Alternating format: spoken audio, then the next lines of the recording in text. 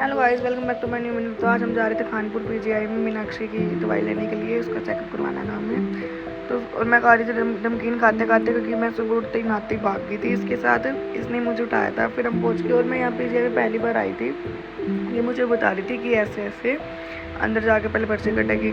फिर भाई हम अंदर पहुँच गए, तो भाई अंदर तो इतनी भीड़ बस पूछो मत। पर्ची वाली जगह पे तो चल थोड़ी कम थी, बट दवाई वाली जगह पे तो इतनी ऐसा भरा हुआ था बाहर तक, गेट तक।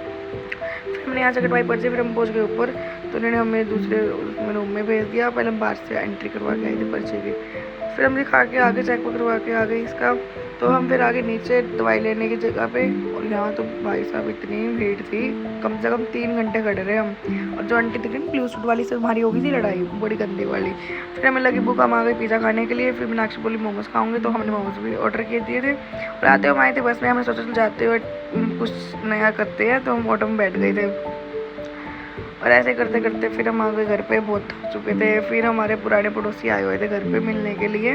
और ये लड़का इतना ड्रामेबाज है, बस कुछ मत, इतना नौटंकी है, देखते रहना इसके मुँह की तरफ। और पापा को थप्पड़ मार के बोला, नहीं अब्बू मैंने नहीं मारा।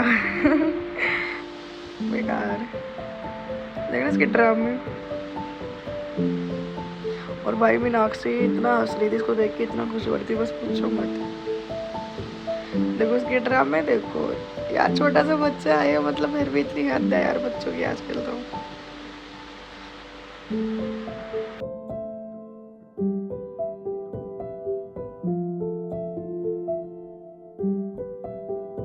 तो भाई ये हैं सीबा और फरहान, ये दोनों इतने छोटे थे जितने बेबी हमारे यहाँ पे थे, जितने गोदी में है। और फिर हम पहुँच गए मंदिर, क्योंकि आज था मंगलवार। हम पहुँच गए हनुमान वाले मंदिर में। फिर भारती बोली मुझे मोमोज खाने हैं, फिर हम चले गए सेक्टर में उसे मोमोज दिलाने के लिए। तो गाइस हम पहुँच गए सेक्टर में, पार्किंग में सब बंद हो चुका था। दरअसल मोमोज से हमने यहाँ से मोमोज लिए। ये देखो कैसी लिट्टी हुई है, थक गई थी ना। फिर हम पहुँच गए दवाई लेने के लिए, दवाई हमें यहाँ से मिली नहीं, तो हमें जाना पड़ा बस स्टैंड के पास। और बस स्टैंड भी बंद हो चुका था, इतनी लेट गए थे हम दवाई लेने। फिर आ गया था ईशू के घर से फ़ोन की, रोहित बोल रहा है कि दीदी आ जाओ घर पे ना, तो मैं आ रहा हूँ। सुबह इसकी बहुत सारी चोट लगी थी, तो मैंने कहा मम्मी चलो एक बारी। फिर हम तीनों चले गए उससे मिलने के लिए।